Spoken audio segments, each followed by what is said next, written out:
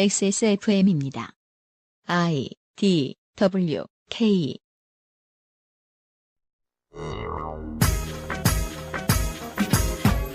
TV 뉴스에 나오는 기자들은 왜 코미디에서 패러디 소재로나 쓰는 독특한 어조로 말을 해야 할까요?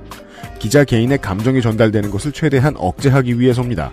감정 없는 사람은 없지만 과하면 내용이 왜곡되어 퍼져나갈 수도 있고 개인적 이유로 보도를 한다는 느낌을 줄 수 있기 때문이죠. 감정과 자아의 과잉 상태는 정도에 따라 다르고 정확히 구분지을 수 없다 보니 조심하기 위한 교육은 어렵고 긴 학습 시간이 요구됩니다. 하지만 기자가 이를 조심하지 않으면 그는 자신의 관점을 세상에 관철시키기 위해 무슨 짓이든 하는 일탈 행위를 저지를지 모릅니다.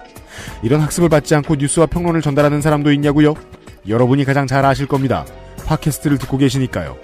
언론인의 자아 과잉 문제에서 가장 자유롭지 못하고 오히려 원흉 취급을 받아 마땅한 팟캐스트에서 오늘 이런 얘기를 해봐야겠습니다. 큰 언론사가 말을 안 해주기 때문이기도 하고 저희가 반성할 것들을 꼼꼼히 따져보기 위함이기도 합니다. 2017년 11월의 마지막 그것은 알기 싫답니다. 지구상의 청취자 여러분 안녕하셨습니까? 물론 국감 방송을 건너뛰시진 않으셨겠지만 248회 하고 지금 거의 한 달 반 만에 그것은 알기 싫다. 정규 편성으로 다시 인사드립니다. 249회 목요일에 그것은 알기 싫다입니다. 유승균 프로듀서입니다. 옆에는 윤세민 기자가 앉아 있습니다. 네, 안녕하십니까. 요즘 호흡기 청소에 여념이 없는 윤세민입니다. 해도 더러운가 봐요. 그러게요. 그러니까 이 정도로 코를 풀면 탈수증이 와야 되지 않을까요? 국감 방송을 들으면서 한 청취자분이 듣다가 매우 답답했다고 되게 못 쓴 손글씨로 편지를 써서 보내주셨어요. 아주 답답했다. 네. 그래서 내용이 마음에 안 드신 줄 알았더니 다들 어딘가 막혀있다고 네네. 지적을 해주시길래 열심히 코 청소를 하고 있거든요. 네. 지적해주셔서 고맙습니다. 어제는 이에 치실이 껴가지고 이거 청취자 여러분 그냥 들으면 별거 아닌 것 같은데 다시 곰곰이 생각해보시면 되게 이상하죠.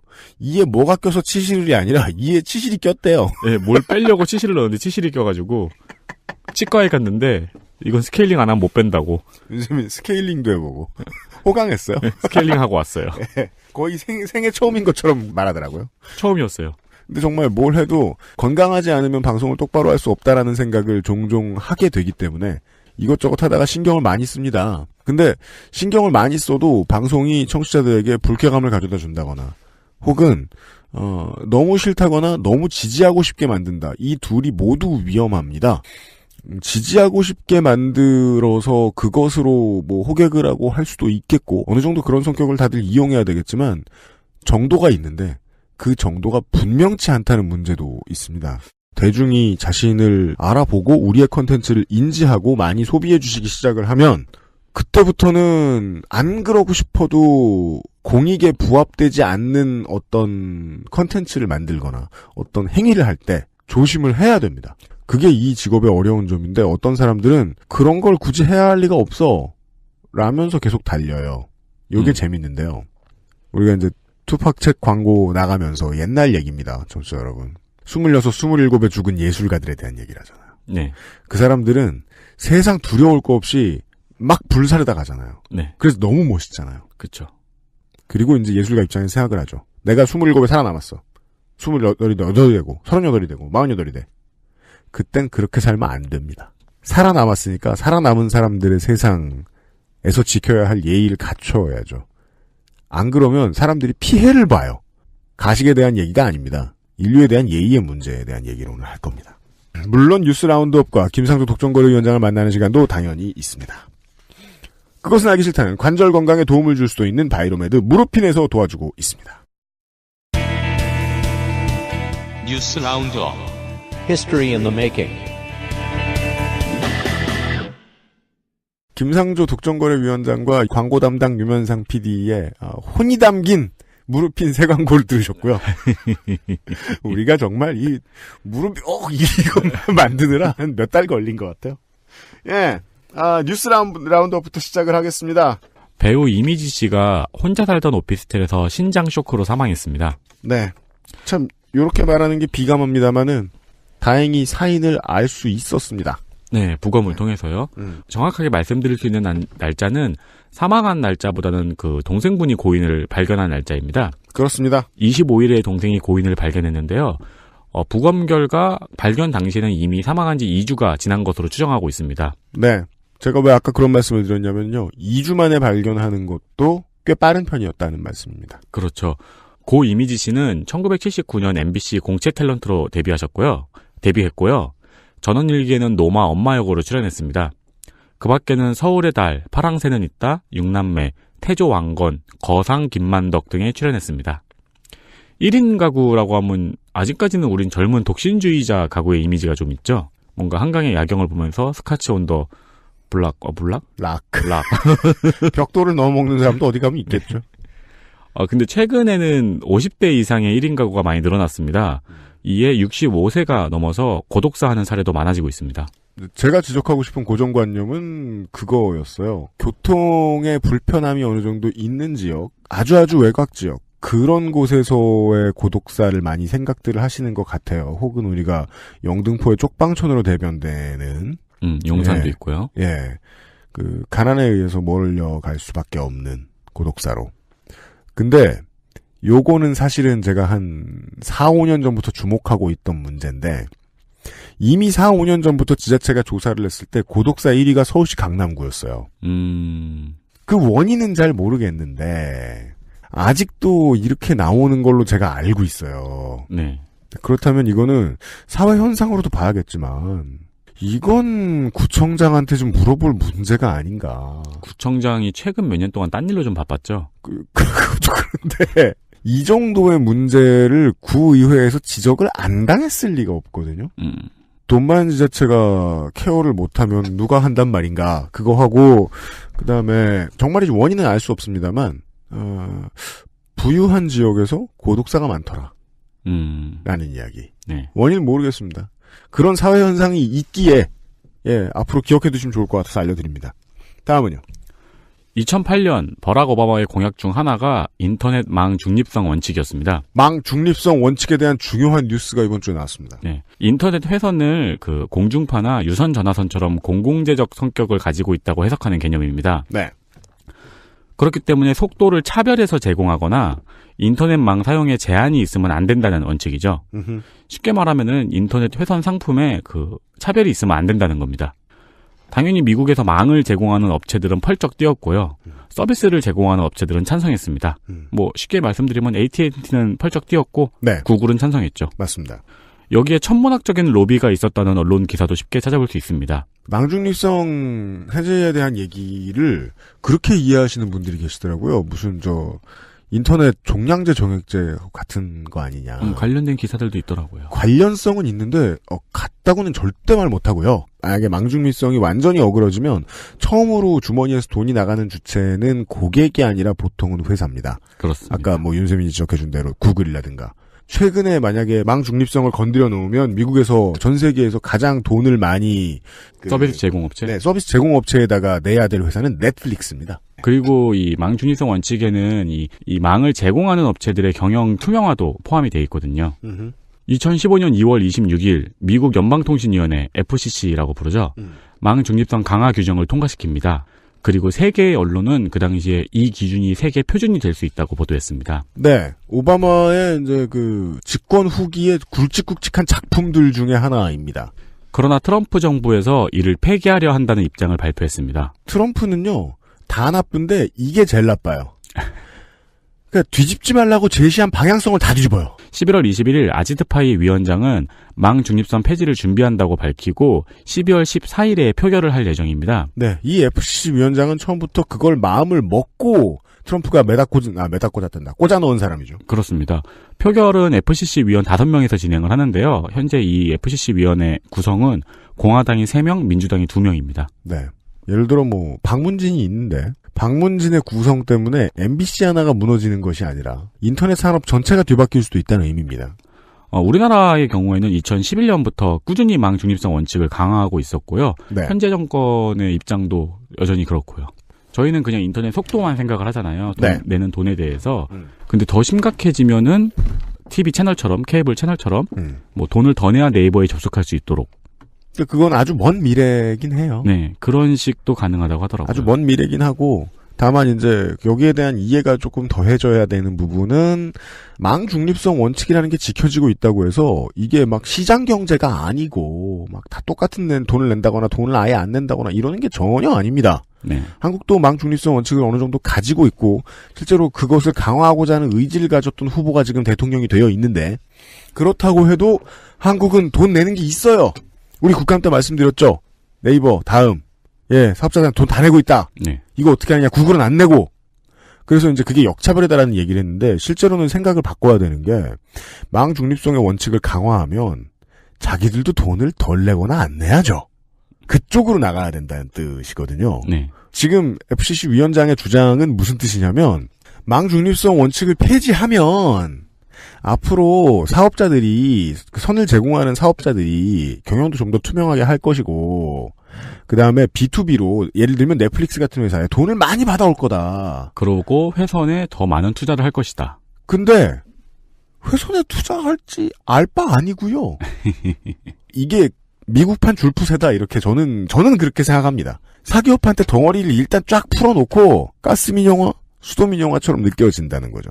그걸 당장 사기업한테 던져줄 거면서 앞으로 관리를 잘하겠다고 말하는 정부를 믿을 수 있을까? 미국이 한국이 겪었던 모든 것들을 경험할 것이다 라는 선물 세트의 일부분을 지금 경험을 하고 계신데 문제는 이게 괜찮다 싶으면 다른 나라들이 꽤 따라갈 것이다 라는 겁니다. 다음은요.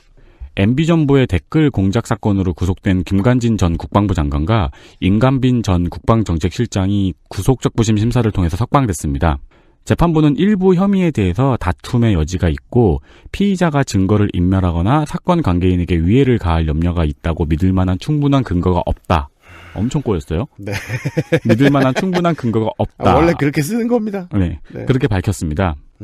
석방이 되자마자 이제 언론들은 MB 수사 브레이크 같은 제목을 달았고 판사에 대한 비판도 아주 거셌었죠. 의원들이나 대중들 사이에서. 네, 이 판사를 이제 지지하는 무슨 무슨 연구회인가 그런 게 있는데 그게 이제 거의 교수 한 사람이 만들어 놓은 뜬구름 같은 단체 같다라는 건 이미 이제 블로거들에 의해서도 밝혀졌고요. 그러나 28일에는 김태호 전 청와대 대외전략기획관을 압수수색했습니다. 김태호 전 기획관은 군과 청와대를 연결하는 역할을 한 것으로 지목되었습니다. 그렇습니다. 때문에 수사 방향이 직접적으로 MB 정권 당시에 청와대를 향하고 있다는 분석이 나오고 있습니다. 네. 저희 방송은 이런 것들을 그렇게 자세히 말씀드리진 않으니까 이런 시사뉴스에 아예 관심 없으신 분들을 위해 그냥 대강만 살짝 말씀을 드리겠습니다. 이 서울중앙지검장이 계속해서 창을 들고 뚫으려고 하면 네. 이번에는 이제 법원이 제동을 걸고 있는 그 상황이고 이 신광열 판사에 대한 얘기가 나왔죠. 이 신광열 전 판사를 법원의 이름으로 쉴드를 쳐주려고 하는 보수 언론의 노력이 지금 돋보이고 있는 상황이고요. MB가 대체 무슨 끈이 저렇게 아직도 많아가지고 저걸 막아줄 수 있는 인력이 저렇게 많을까 하는 궁금증이 있는데 그건 차차 풀리겠죠. 사실은 이거보다 더 재밌는 거는 정유라 씨가 강도 맞은 얘기긴 한데 그거 진짜 놀라웠어요. 뜬금없이.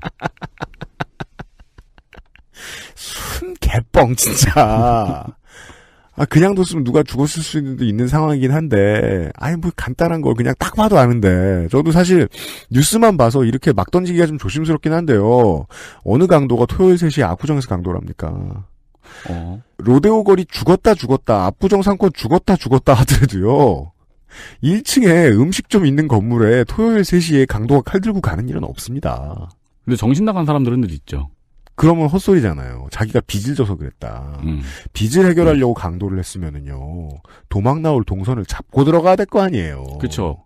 왜 구속되려고 3시에 해요? 강도 되고 나와서 빚을 해결해야 되니까. 오후에 폭력 사건을 흉기를 들고 저질렀다는 건요. 미치지 않은 이상 누구 보라고 누구를 칼 들려 보낸 겁니다. 왜요? 너무 나가진 않을게요. 정유라 씨는 최순실과 박근혜와 이재용에게 가장 불리한 진술을 하고 있던 사람이고 앞으로도 할 게 많은 사람이니까요. 예. 세상에 보여주겠다는 나쁜 짓을 할 수 있었어요. 세상에 보여주겠다는 게 의도인지는 모르겠는데 세상에 정확한 메시지가 갔을 수는 있어요.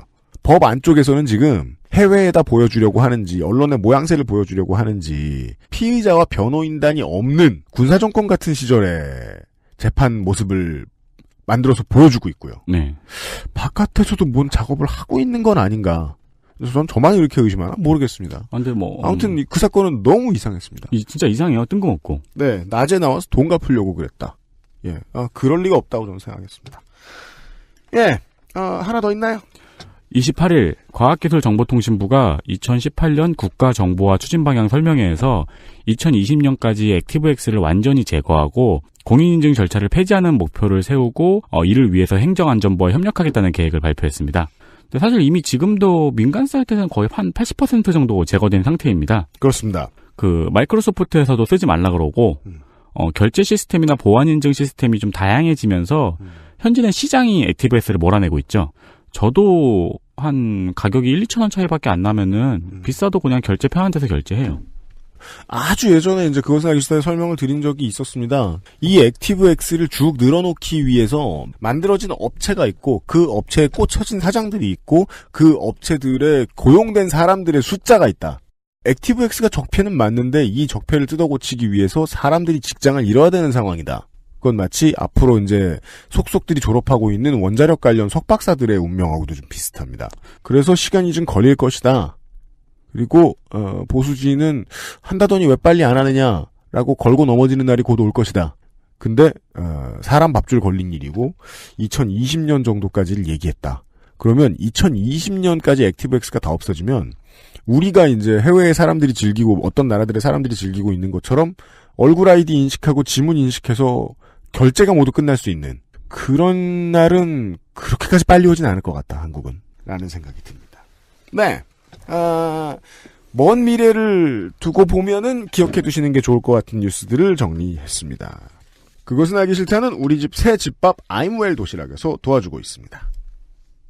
2016년 10월 말은 박근혜와 최순실밖에 없던 시절이었습니다. 그렇죠. 그렇지만 다른 이름이 하나 있었어요. JTBC입니다. 네. 특종을 워낙 많이 터뜨렸기 때문입니다. 그리고 그때 이제 JTBC 보도국의 대표인 손석희 사장이 직원들, 즉 기자들에게 보냈던 편지가 세간의 주목을 받았습니다. 네. 워낙 진중한 이미지를 오랫동안 놀랍게도 잘 지켜오는 그것이 되게 어려운 일이라는 걸 언론 바깥에 있는 사람들은 종종 모르기도 합니다. 네. 하나의 이미지를 지켰는데 그 이미지가 편향되지 않았다라는 걸 말이죠.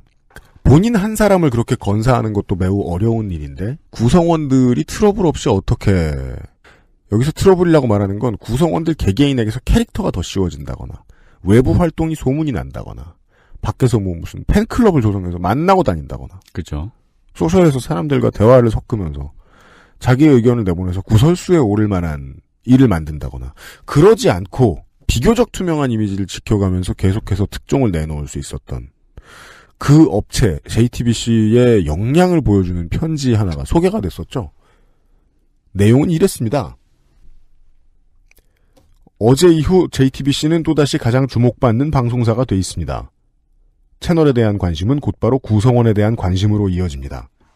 겸손하고 자중하고 또 겸손하고 자중합시다. 만나는 모든 이들에게 그렇게 해야 합니다. 취재 현장은 물론이고 길 가다 스쳐 지나가는 사람들에게까지도. 사실 이건 가장 신뢰받는 뉴스로 꼽힐 때부터 하고 싶은 말이었습니다. 제 자신이 잘 실천을 하고 있는지 모르겠으나 JTBC맨이라면 이젠 당연히 그렇게 해야 합니다. 보는 눈 많고 듣는 귀도 넘쳐나니 언제든 시비거리가 있으면 엄청나게 큰 반발로 우리를 덮쳐올 것입니다. 게다가 금주대로 내놓고 있는 단독 보도들은 사람들을 속 시원하게 하는 면도 있지만 동시에 깊이를 알 수 없는 자괴감에 빠지게도 하는 내용들입니다. 우리는 본의 아니게 사람들에게 치유하기 어려운 상실감을 던져주고 있기도 한 것입니다. 그러니 우리의 태도는 너무나 중요합니다. 겸손하고 자중해도 우리는 이미 JTBC맨이라는 평가를 받고 있으므로 손해볼 것이 없습니다. 끝인사가 멋져요? 그럼 사장다워요? 삐용 이러고 사라지는 거 아니에요? 이 일을 5년 정도 하면서 저도 늘 가지고 있던 궁금증이고 항상 머리를 쥐어뜯으면서 생각하고 언론이나 정치 출신 사람들을 만나면 늘 하소연하던 문제들에 대한 약간의 답변을 제가 이때 이 편지를 통해서 얻었달까요? 저는 작년에 얻은 가장 큰 쇼크였던 것 같아요. 저 편지가. 그래요? 마음속으로 이런 게 요즘은 조금 문제지라고 생각하고 있던 아리송한 구름 같은 감정 있잖아요. 구름 같은 걱정? 저렇게 깔끔한 문장으로 이렇게 깔끔한 타이밍에 굉장히 충격이었어요. 우리는 제야의 언론인이나 평론가들이 왜 좋지 못한 평가를 받을까 신선한 이야기를 하는데 이것에 대한 답변을 얻지 못할 때가 많습니다. 일반인들은 답이 없는 게 당연합니다. 자기 업계 얘기가 아닌데 뭐 그렇게 열심히 봅니까? 전 열심히 봐야죠. 본인의 이미지에 어떠한 다른 이미지가 더 씌워지면 본인이 전달하고 싶은 이야기, 본인이 취재하고 싶은 이야기 또 같이 그 이미지가 덧칠됩니다. 네. 그걸 덧칠하는 사람들이 짓궂을 수도 있죠. 하지만 그건 세상의 생리입니다. 세간의 이야기들은 허공을 떠돌아다니는데 폐수처럼 움직여요. 한번 묻으면 못 지웁니다. 처음부터 안 생기게 만들어야 하지요. 그러지 않으면 자신의 취재와 논평의 가치가 떨어집니다. 아무리 멋진 걸 해도. 이 부분에 대한 확신을 얻었달까요, 저도? 아, 내가 생각했던 게 이게 이렇게 되는 거였구나. 조심조심 해야지. 그렇다면 구성원들한테도 교육을 잘해야죠. 대체 손석희 사장이 했던 저 이야기는 무엇을 두려워한 것일까? 오늘 그 사례에 대한 이야기를 들려드리겠습니다. 네, 이번 국정감사, 저희가 다른 국정감사에도 굵직한 뉴스들이 많이 터져 나왔습니다. 이 중에서는 의원실이 밝힌 것도 있고, 누군가가 의원실로 제보한 것도 있고, 그리고 시의적절하게 언론사에서 터뜨린 것도 있습니다. 그럼 의원들이 이거를 국감장으로 가지고 오죠. 네. 전해드렸지만 이번 국감장에서는 네이버의 뉴스 배치 청탁 사건이 크게 터졌죠. 그렇습니다. 그것 때문에 네이버 대표가 나와서 혼쭐이 나고 들어갔습니다. 그렇죠. 그런데 아직도 안 변한 것 같습니다. 영장 담당한 판사를 두둔하는 기사를 거의 한 24시간이 넘게 네이버의 메인에 걸어놓고 있었던 걸로 봐서는. 여하튼. 그리고 이를 터뜨린 언론사가 바로 엠스플 뉴스. 그중에서도 박동희 기자가 이끄는 탐사보도팀의 특종이었습니다. 놀랍게도 그동안 철옹성 같았던 네이버를 뒤흔든 가장 강력한 계란을 던진 주인공은 시사 탐사보도팀이 아니라 네. 야구를 주로 전문으로 하는 스포츠 탐사보도팀이었습니다. 네. 기억하시는 청취자 여러분들도 많으시겠지만 우리나라 스포츠 저널리즘의 탐사보도팀이 활발하게 활동을 하던 시절도 있었어요. 1990년대 후반하고 2000년대 초반에는 이런 탐사보도가 스포츠 신문 1면을 자주 장식하고 사회부의 기자보다 더 큰 화제를 불러오기도 했었죠. 그 DNA가 일요신문으로 옮겨가 있다고 저는 믿습니다. 예. 자기들은 그냥 자극적인 거 뽑는 타블로이드인 줄 아는데 그 전에 취재를 열심히 하던 능력이 아직 남아있는 거예요. 어느 역량은 1호신문으로 가고 어느 역량은 디스패치로 갔죠. 명과 암이군요. 그러나 언론 환경이 많이 변했습니다. 그리고 이후로 국내 스포츠 기사들은 거의 보셔서 아시겠죠. 단편적인 이슈, 빠른 경기 결과 전달, 셔터 스피드가 매우 빠른 사진들. 빠른 경기 결과 전달은 이제 기계도 할 수 있음을 입증한 지가 몇 년 됐죠. 네. 네. 좀 웃긴 사진들 이런 게 주류가 되었고 어떻게 보면 렌즈가 선수들보다 치어리더에게 더 많이 가 있는 현실이 되기도 했고요. 그러면서 이제 스포츠 저널리즘의 탐사보도 역량은 많이 위축된 상태입니다. 네. 엠스플의 탐사보도팀은 이런 언론 환경에서 기사 제목에도 탐사보도를 달고요. 그리고 탐사보도팀이라는 포지션을 정해놓고 활동하는 기자들이었습니다. 이번에 터뜨린 네이버의 뉴스 배치 청탁만 아니고 KBO의 최규순 심판 뇌물수수 사건, KBO 입찰 비리 사건 등 굵직한 성과들을 많이 보여줬죠. 이것들은 실로 굵직한 성과였던 것이 이 뉴스가 나온 다음에 실제로 KBO가 조치를 했고 네. 국회가 이것을 인지할 정도가 되었고 반향도 매우 컸었어요. 모든 구단이 성명을 발표하고요. 맞습니다. 최규순 심판 뇌물수수 사건은 이제 KBO가 결론을 내려서 각 구단들은 해당 구단들은 제재금 조치도 받았습니다. 물론 뭐 솜방망이였습니다만. 특히 또 이번에 터뜨린 네이버 뉴스 배치 청탁 사건 같은 경우에도 말씀드렸듯이 철옹성이었던 네이버를 건드린 거하고 또 이게 국정감사 직전에 터진 사건이어가지고 파급력이 엄청 컸죠. 그리고 엠스플 뉴스에게도 굉장히 좋은 타이밍이었고요. 엠스플 뉴스가 뭐라고 해야 될까요? 손석희 사장이 저 편지에 썼던 말에 따라가면은 아주 주목받는 이제 언론사가 될 수 있었던 상황이었어요. 그런데 그만 일이 터졌습니다. 네. 이미 여기까지 듣고 아시는 분들도 많으시겠지만 지금부터는 우리 유면상 PD의 홈그라운드이며 근데 유면상 PD는 야구를 안 좋아하는데 저도 게임 뉴스 안 보는데 게임 뉴스 관련된 사이트에 자주 들어가던 시절이 있었어요. 국내 야구 관련 커뮤니티인 MLB파크의 이야기입니다. 네. 모르시는 분들은요, MLB파크.com이 아니고 MLB파크.동아.com입니다. 동아일보 계열로 운영되고 있습니다. 네. 네. MLB파크의 얘기입니다. 유면상 PD는 야구만 쏙 빼고 다른 걸 다 봅니다. 네. 이 자식은 주의가 번잡할 때도 그것을 보고 있습니다. 저도 덩달아 우측당장 좌측당장을 종종 들여다보곤 했습니다. 대강을 먼저 말씀드리죠. MBC 스포츠 플러스 채널이 운영하는 뉴스 사이트 엠스플 뉴스에서 고용되어 있는 것으로 보이죠. 현재까지도 기자들이 물론 기자도 커뮤니티 활동을 할 수 있습니다만 본인의 신원을 사실상 숨긴 채로 본인의 기사를 홍보하거나 네. 본인의 기사의 논조를 옹호하거나 본인의 기사에 반발하는 사람들이나 반대되는 세력을 비난하는 형태의 댓글을 달고 게시물을 올려왔던 상황이 공개된 이야기입니다. 그렇습니다. 2017년 11월 14일 김원익의 휴먼볼 코너 엠스플 뉴스에 있는 코너예요. 네, 김원익의 휴먼볼이라는 엠스플 뉴스의 코너가 있습니다. 저희가 예전에 123회였나요? 언젠가에서 기자를 이야기하면서 말씀드린 적이 있었는데 오래된 경향 중에 하나입니다. 뉴스 업체는 기자를 잘 가르치거나 기자를 오래 인지하지 않는데 기사의 숫자는 많은 게 좋으니까 어떤 기사든 올리면 좋아하고 그러다 보니까 기자가 그냥 위에 쓰라는 것만 쓰기 지겹고 그냥 단순한 것만 하기 지겨우니까 자신의 평론을 써보기 시작하는 그래서 자기 마음대로 코너의 이름을 짓기도 하고 옛날에는 그런 코너가 들어간다는 거는 거의 무슨 김대중 고문급으로 예, 조선일보 김대중급으로 자기 이름 걸고 칼럼을 낸다는 건 되게 명예로운 일이었거든요.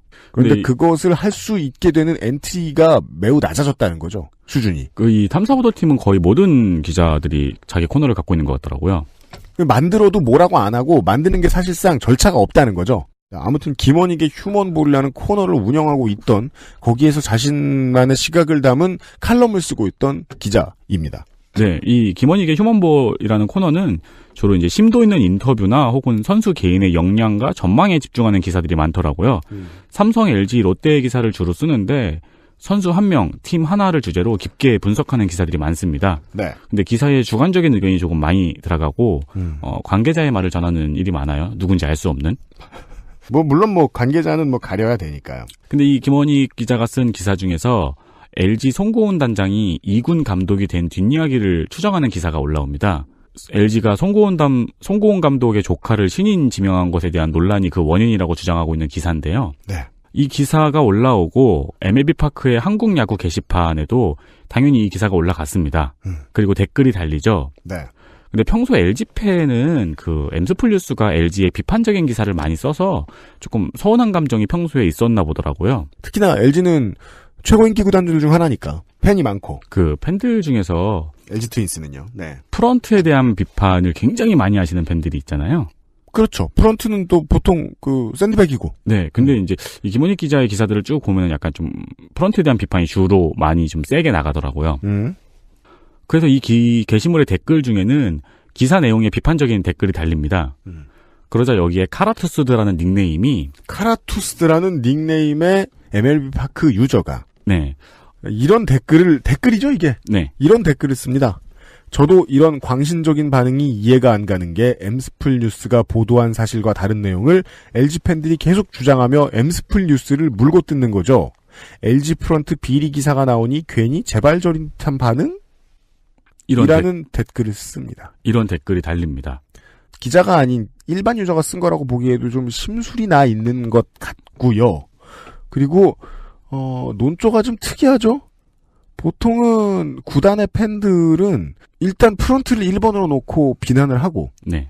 그 다음에 그걸 보도한 기자나 혹은 언론사를 그 다음에 곁다리로 놓고 그냥 살짝 비난을 하는데 이 카라투스라는 닉네임이 말하는 이야기에서는 이 엠스플 뉴스가 거의 주인공이에요. 네. 예. 이런 얘기를 하니까 엠스플 뉴스를 물고 뜯어? 라고 끝나잖아요. 이 밑에 있는 댓글 중에는 팬들이 프런트를 왜 두둔하나요? 이런 댓글도 있었어요. 근데 이 댓글 밑에 댓글에 원희가 아이디는 바꾸고 얘기해라 이런 댓글이 달립니다. 네. 그리고 얼마 지나지 않아 카라투스도는 댓글을 지웁니다. 네. 김원익 기자의 이름이죠. 아직은 모르죠. 네. 그러니까 원희가. 네. 네네네. 그러니까 이게 뭐 바로 확신할 수는 없죠. 당장은. 그는 이제 좀 늦었죠. 이미 수많은 사람들이 닉네임 카라투스도의 아이디인 BIYENRANG 네. 비엔낭이라고 있는 것 같아요. 이 아이디가 김원익 기자의 공식 SNS 아이디와 그리고 기자 메일 주소와 동일하다는 것을 확인합니다. 네. 보통 메일 주소나 소셜에 쓰는 아이디는 다른 커뮤니티 들어갈 때도 같은 아이디로 쓰는 경우가 많다는 거죠. 네. 즉 자신의 기사를 옹호하는 댓글을 단 것으로 추정이 되는 거죠. 그렇습니다. 지금은 들어가 보니까 아이디 바꾸셨더라고요. 당연히 사람들은 해당 아이디가 그동안 쓴 글을 모두 살펴봅니다. 네. 왜냐하면 커뮤니티는 시간 많을 때 들어가는 곳이기 때문입니다. 그렇죠. 그리고 근데 그 시간을 또 화끈한 데 쓰면 재밌잖아요? 네. 네. 그리고 엠팍은 IP가 일부 가려지고 거의 대부분 공개가 되거든요. 네 자리 중에 그 네 단위 중에 세 단위가 나옵니다. 네. 엠팍에서는. 그래서 해당 IP를 찾아보고 이와 비슷한 IP가 있는지 대조해 봅니다. 자, 사람들은 얼마나 빠릅니까? 그리고 같은 IP에 다른 여러 아이디가 엠스플 뉴스를 옹호하는 댓글을 지속적으로 쓰고 있었음을 확인합니다. 네. 그러니까 그 IP는 엠스플 뉴스의 사무실 IP 같다는 추정을 할 수 있는 거죠. 그렇죠. 김원익 기자는 댓글을 단지 1시간 13분 만에 이를 인정하는 사과문을 올리지만 좀 늦은 감이 있죠. 왜냐하면 다른 아이디가 이미 너무 많이 파헤쳐졌으니까요. 그죠. 이게 한번 이래 하고 신나가지고 유저들이 수사를 시작한다. 네. 그럼 끝나는 시간은 오래 걸리지도 않습니다. 그렇습니다. 네. 사과문을 올렸고 가장 최근 뉴스는 27일 엠스플 뉴스에서 공지를 올렸어요. 그 공지에 따르면은 업무 정지 3개월과 감봉 처분 그리고 인터넷 윤리 교육을 받고 있다고 합니다. 보통 이렇게 이게 되게 빼박캔트였잖아요, 지금. 맞습니다. 아이디가 똑같고 동일한 IP가 여러 개 발견되고. 그러면 이제 사람들은 뒤지고 뒤져가지고 다른 걸 더 찾고 싶어 하죠. 그렇죠. 그리고 과거의 글들 찾아가지고 막 조리 돌리고 막 난리 축제를 벌이는데. 식육제가 벌어지죠. 저는 이 가정을 되게 싫어해요. 보통 이 가정에서 폭력이 발생을 하거든요. 사안과 상관없는 폭력들이 발생을 하거든요. 근데 실제 이 과정에서 고구마 줄기처럼 뭐가 주르륵 걸려 나오는 경우도 있죠. 그렇죠. 작년에 청와대가 그랬죠. 네. 그게 촛불혁명의 시작. 이제 낮은 확률이지만 그래서 저는 대중의 폭력성이 마냥 나쁘다고 할 수는 없는 거예요. 왜냐하면 진리를 추구하다가 갑자기 폭력성을 띌 수 있거든요. 아드레날린이 분출되다 보면. 근데 그게 맞는 방향으로 가면 중요한 것들을 캐낼 수도 있다는 거죠. 그래서 말이에요. 김원익 기자에 대한 얘기를 처음 해드렸습니다. 이미 이제 본인이 인정을 일부 했고. 예, 본인이 사과문을 올렸으니까요. 네. 근데 이 사람이 이제 MLB 파크의 한국야구타운이라는 한국 이야기를 한 게시판에 2017년 11월 14일에 올린 사과문 조에 글이 있습니다. 제목이 안녕하세요 엠스플 뉴스 김원익 기자입니다. 내용을 보시면 이렇게 나가요. 저는 오늘 엠팍에서 댓글을 달았습니다. 광신적인 반응이 이해가 가지 않는다는 댓글이었습니다. 중략, 머리 숙여 사과의 말씀을 드립니다. 큰 책임을 통감하고 있습니다. 중략. 제 댓글이 잘못된 것임을 인정합니다. 제 기사와 관련돼 제가 객관적인 반응을 보여야 함에도 전 그러지 못했습니다. 익명의 게시판이라도 저는 저만의 정직함을 유지했어야 했습니다. 하지만 전 그렇게 하지 않았습니다. 중략. 저는 이번 댓글건을 가슴 깊이 반성하고 또 반성할 것입니다. 여기까지만 읽으면요. 그동안 여러 건을 달아오고 써왔다라는 내용의 공개는 없습니다. 없습니다. 이 한 건에 대한 사과고요. 네. 뒷부분을 보시면 말씀드리기 송구합니다만 엠스플 뉴스는 야구팬 여러분을 위해 죽을 힘을 다해 열심히 뛰고 있습니다. 탐사 취재 기간엔 며칠씩 날을 세우며 취재를 진행하고 있습니다. 중략. 지금도 취재를 진행 중인 엠스플 뉴스 기자들의 노력이 폄훼되지 않기를 진심으로 당부합니다. 제 댓글로 실망감과 불편함을 느끼신 엠팍 유저 여러분께 다시 한번 진심으로 사과드립니다. 네.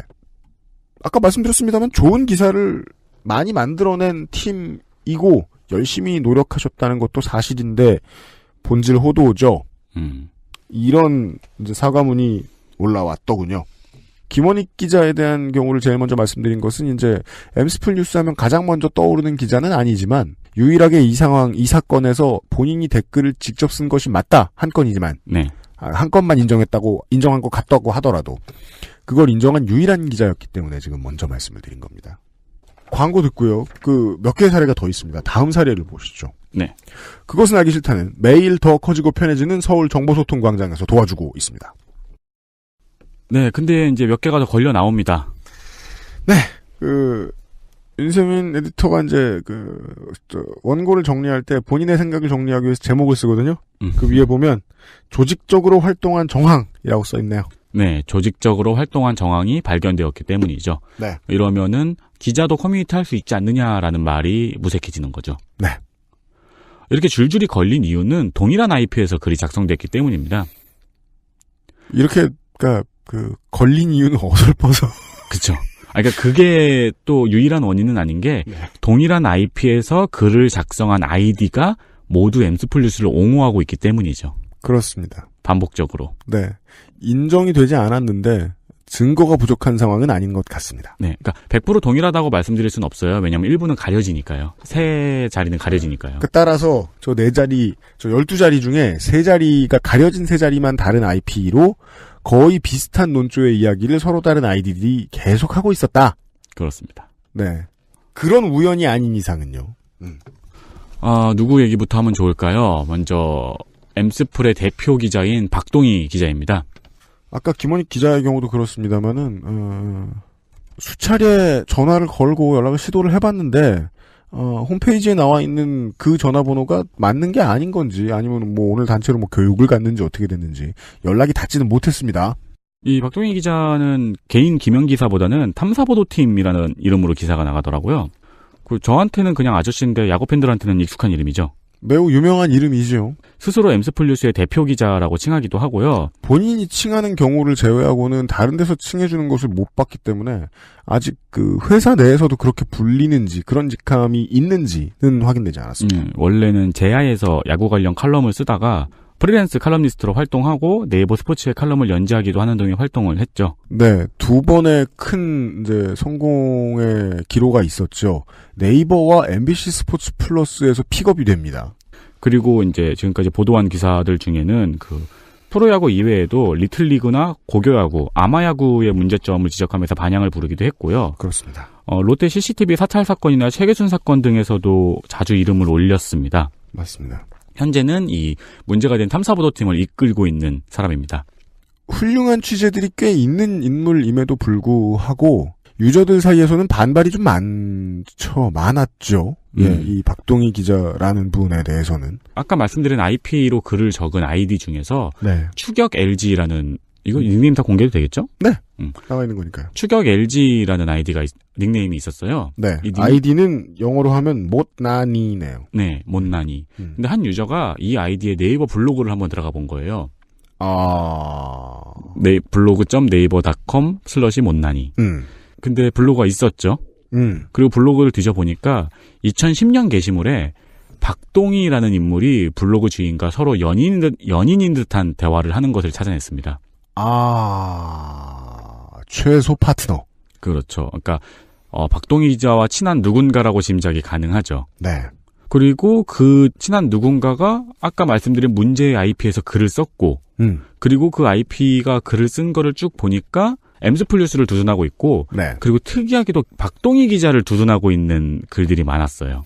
아까 전에 이제 김원익 기자가 올린 것을 인정한 댓글을 잠깐 읽어드렸습니다만은 보면 약간의 이고가 엿보입니다. 제가 보기에는 특정 구단의 팬들이나 특정 구단의 프런트에 대한 얘기보다는 엠스플 뉴스에 대한 자부심이 더 돋보이는 감정 상태였던 것 같거든요. 네. 여기에서도 그런 걸 상상하기는 어렵지가 않습니다. 댓글을 잠깐 보시면 이것도 MLB 파크에 올라온 댓글. 그렇습니다. 입니까? 추격 LG라는 유저가 아직은 이것이 박동희 기자라고 특정할 수 없습니다. 본인이 인정하지 않았고요. 네. 예. 2017년 7월 15일에 올린 댓글입니다. 박동희가 무슨 블로거? 라는 말로 시작합니다. 네. 박동희 기자는 이제 정식 기자가 아니고 블로거다. 라는 비판을 많이 시달려왔죠. 네. 바로 뒤에 문장입니다. 엘리트 길 걸었죠. 최고 스포츠 잡지였던 스포츠 2.0 메인 기자였고 네이버 전문가로 억대 연봉 받은 유일한 스포츠 기자고 지금은 엠스플 뉴스 대표인데요. 이 지금 MBC 플러스 채널 이거 관할하는 월급 사장들이 들으면 엄청 화가 날 단어 선정입니다. 대표인데요. 가끔 박동희랑 김영준, 송재우 의원 비교하는데 원래 비교 대상이 안 됩니다. 한국 프로야구는 정치판이나 종교판이랑 똑같죠. 어느 구단 비판하면 바로 안티 생기고 현장에서도 곱지 않은 눈으로 보죠. 본인인지 알 수 없습니다만 판단하는 원인이 여기 들어가 있군요. 어느 구단을 비판했기 때문에 박동희 기자가 비판을 받는 것이다. 네. 라는 생각을 보여주고 있네요. 박동희는 그걸 10년 넘게 견딘 사람입니다. 메이저리그 전문가란 분들은 미국 취재가 없으니 처음부터 안티 생길 일도 누구랑 부딪힐 일도 없죠. 약간 다른 근처 분야에서 일하는 분들을 비판하는 것으로서 박동희 기자를 추켜 세워주고 있어요. 네. 박동희 칭찬하고 싶은 점은 기득권이 제일 많은 기자가 기득권 세력과 싸워왔다는 거죠. 기득권이 제일 많은 걸 이 댓글을 통해 알았습니다. 다른 기자들이 박동희를 시샘하고 질투하는 걸 팬들이 따라할 필요는 없죠. 시샘하고 질투하나요? 이 사람은 원래 이렇게 싸워온 사람이죠. 이쯤 되면은 저는 사실은 어머니 아버지 그러니까 본인이 적었다고 하기엔 조금 민망해요. 많이 네, 본인이 적었다고 보기엔 조금 어려워요. 근데 아까 그 블로그 주인이 박동희 기자의 연인인 것 같다고 말씀을 드렸잖아요. 네. 거기에 박동희라는 인물이 댓글을 남기고 블로그 주인과 서로 연인인 것 같은 대화를 나눴다. 이거를 짐작해 보면은 왠지 이 아이디의 주인은 박동희 기자의 부인일 것 같다는 네, 그런 정황상 추리가 가능합니다. 연인이거나 매우 가까운 관계. 네. 네. 근데 문제는 이 아이디가 아까 말씀드린 그 IP에서 글을 썼거든요. 같은 IP다. 네. 그렇다면 어떻게 봐야 될까요? 박동희 기자 혹은 박동희 기자 주장에 의하면 대표 기자와 같은 사무실을 연인 혹은 매우 가까운 사람이 쓴다라고 봐야 되는 걸까요? 아니면은 부부는 아이디를 공유하는 경우가 많죠. 아이디는 공유해도 IP는 공유가 힘든데. 그죠. 왜냐하면 나머지 기자들하고 같은 데서 댓글을 썼다는 거니까. 그러니까 이제 만약에 저희의 모든 추리가 맞다면 네. 이 박동희 기자가 사무실에서 별 생각 없이 그냥 자기 부인의 아이디로 로그인을 하고 엠팍 활동을 한 걸 수 있는 거죠. 네. 그럴 수 있습니다. 네. 네. 현재까지는 추정입니다. 여기까지 추정하니까 하나가 더 걸렸어요. 네. 이 추격 LG가 그 아까 말씀드린 사무실 IP로 추정되는 그 IP 말고 다른 IP로 활동한 내역이 있어요. 네. 그러니까 높은 확률로 집이라고 추정할 수 있어요. 그럴 수도 있습니다. 네. 근데 이 IP와 동일한 IP로 활동한 계정이 하나가 더 있어요. 사무실 IP로 보이는 것으로 여러 명, 다른 기자들도 들어있는. 네. 또 하나의 IP에서 또 몇 명. 네. 네. 그 IP, 그러니까 정확히는 또 하나 더인데요. 심지어 그 IP가 변한 이력까지 똑같아요. 이 두 개의 아이디는. 여러 개의 아이디가 한 IP를 쓰고 있는데 그 IP가 변할 때 같이 변했다, IP가. 그렇습니다. 그랬으면 정말 캐낫. 네. 네. 정말 뽑거나 집어넣기 어렵습니다. 네. 예. 그러니까 바람주기라는 계정인데 이 계정 역시 엠팍의 한 유저가 찾아냈습니다. 그러니까 우리는 이 IP가 집이라는 추리를 할 수 있고 부부가 서로 아이디를 공유하면서 썼다는 추리를 할 수 있죠. 네. 네. 한 유저가 이거를 멀티 계정이 의심된다고 운영진에게 문의하는 게시물이 있는데요. 네. 같은 IP, 비슷한 주제, 유난히 박동희 기자에 대한 칭찬이 많은 게시물, 댓글 이런 걸 확인할 수 있고요. 재미있는 거는 두 계정이 모두 쉼표로 말주임표를 쓴다는 습관도 동일하다고 지적을 했어요. 뭔가 지문 같은 것 하나를 남겼군요. 네. 말줄임표를 쉼표로 찍는 습관. 네. 그러니까 박동희 기자 본인이 활동한 게 아니고 그냥 부인이 활동한 것이라고 생각할 수도 있어요. 그러니까 이 우호적인 댓글은 부인이 달았다. 네. 그러면 사실 인간적인 면에서 이해해 줄 수 있어요. 남편을 옹호하는 게 잘못된 것도 아니고 그게 익명이라고 해도 크게 욕먹을 일은 아니잖아요. 부인이 기자의 이해관계자는 아니니까 그 업무를 직접적으로 하는 사람은 아니니까. 네. 근데 아까 말씀드렸듯이 이 아이디들이 사무실 IP로 짐작되는 그 IP에서도 활동을 했거든요. 엠스프를 칭찬하는 글을 올렸거든요. 네.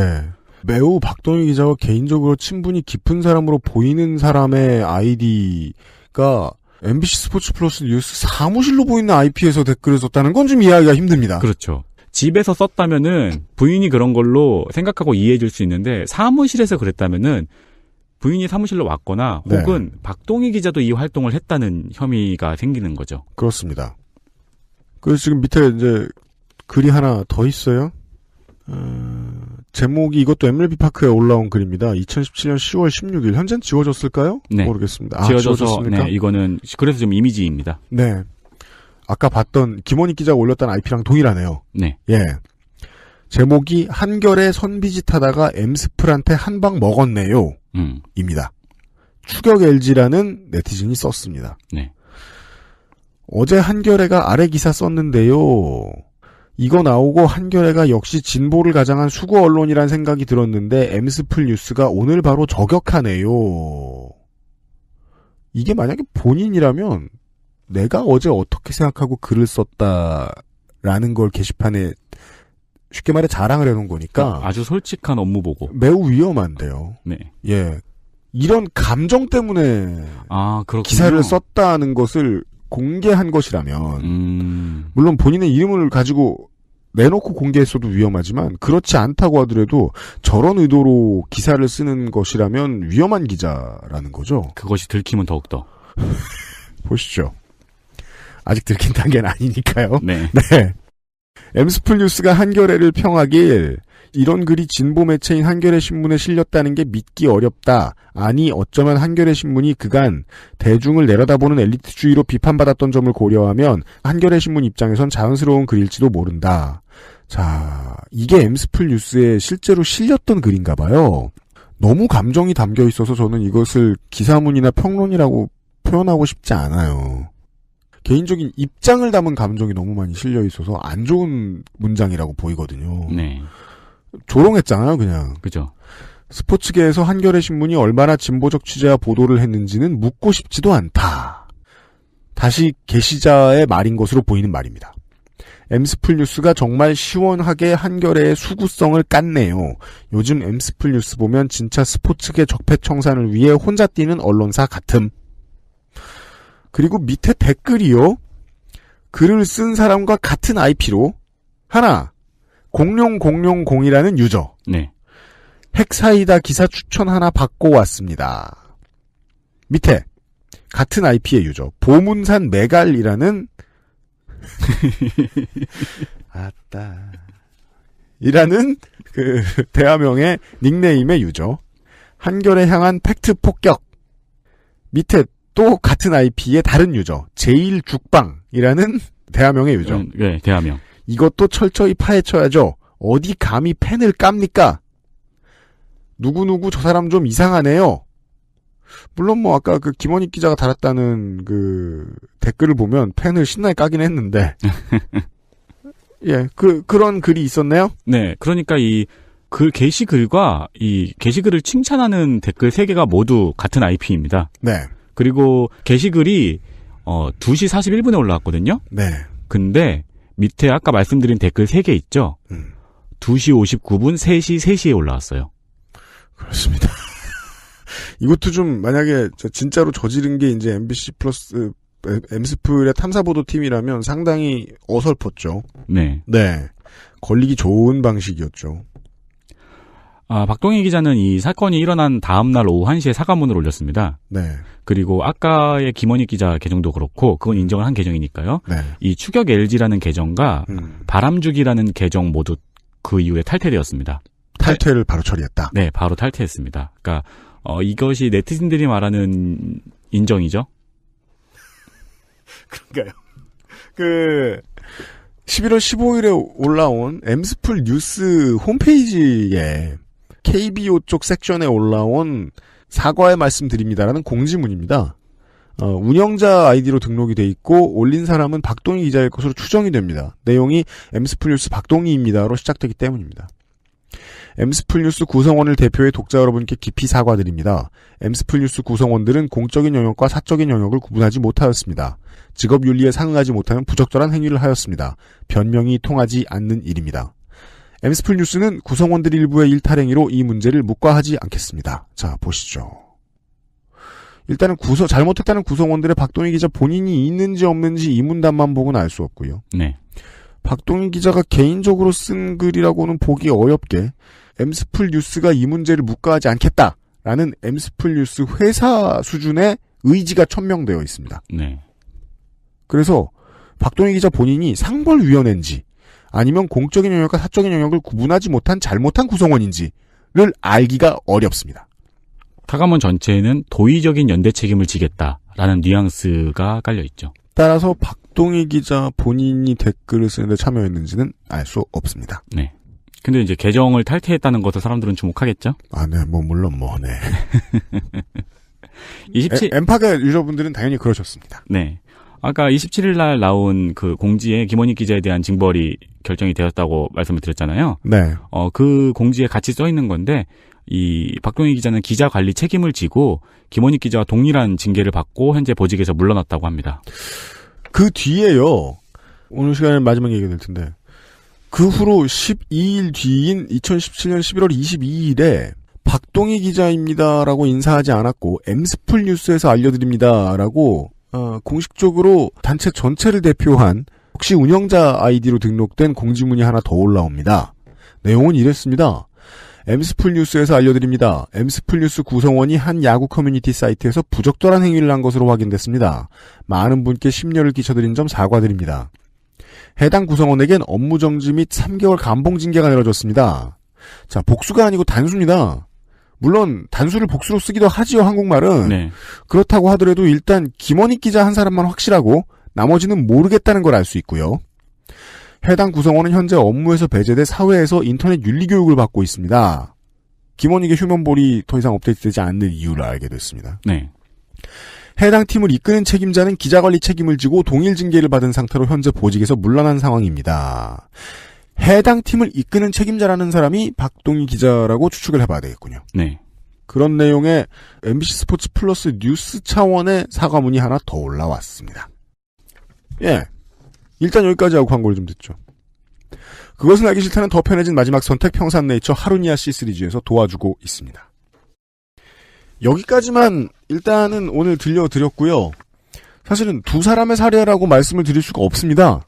왜냐하면 실제로 뭐 수십만 분의 1의 확률로 수만 분의 1의 확률로 저것이 가려진 부분만 다르고 실제로 다른 아이디였고 그 다른 아이디를 가지고 있던 사람들이 엠스플 뉴스를 하나같이 지지했고 자기들이 보기에 야구 구단이나 구단 팬들이나 프론트들보다 엠스플 뉴스가 활동하는 것이 더 중요하다.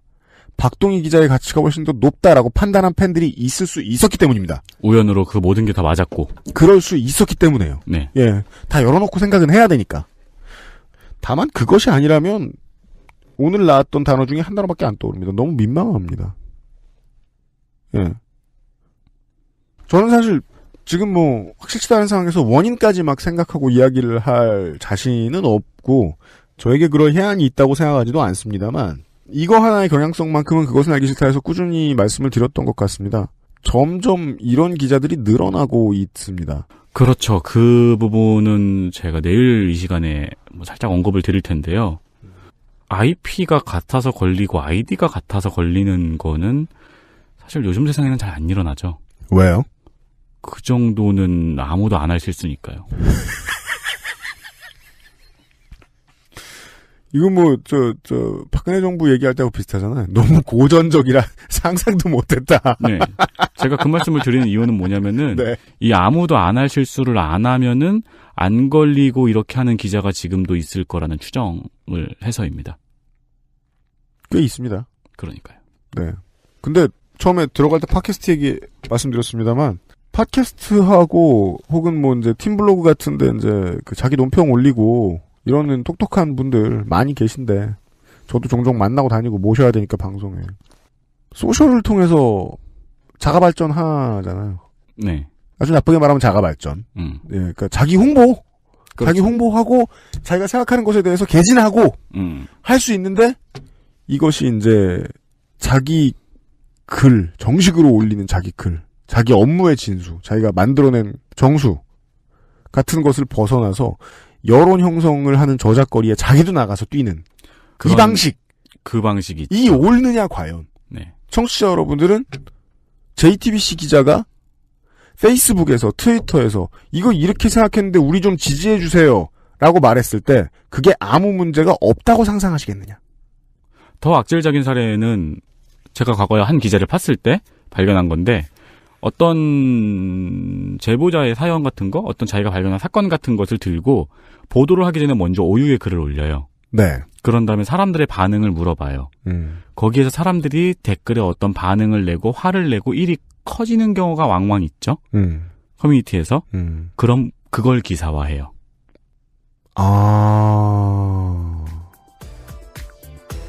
이건 오래전부터 있었던 흔한 방법 중 하나입니다.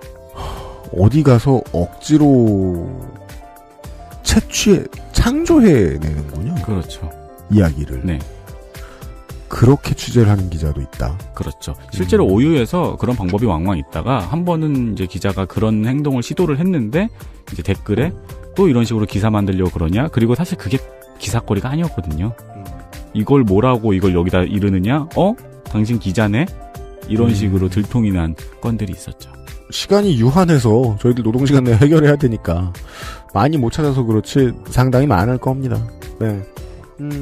그 중에 한 가지의 사례를 알려드리고 있습니다. 네. 역설적으로 엠스플 뉴스의 기자분들이 만약에 이 방송을 듣고 계신다면 진심으로 이 말씀을 드리고 싶습니다. 여러분이 잘하신 게 있고 공익에 조각되는 일들을 많이 하셨기 때문에 이런 일이 생긴 겁니다. 맞습니다. 예. 이런 이야기가 미디어를 사게 되기도 합니다. 네. 내일 이 시간에 나머지를 정리해드리죠. 윤세민 에디터와 유승균 PD가 내일 다시 인사드리겠습니다. 듣느라 수고하셨습니다. 금요일에 뵙죠.